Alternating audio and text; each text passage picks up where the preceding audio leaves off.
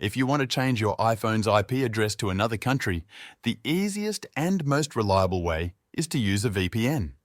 I recommend NordVPN for fast, secure and stable connections, with thousands of servers worldwide to help you switch locations in seconds.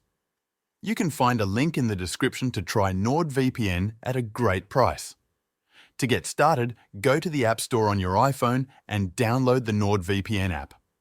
Once installed, open it and sign in or create an account. When prompted, allow the app to add VPN configurations. This is required for it to work. Inside the app, you'll see a map and a list of countries. Simply scroll and select the country you want your IP address to appear in.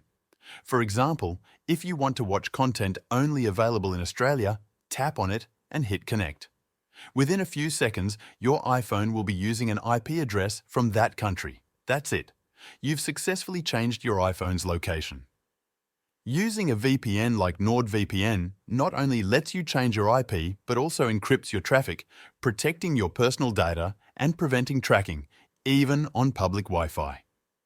If you're ready to enjoy secure browsing, region-unlocked content, and fast connections, check out the link in the description to try NordVPN at a great price.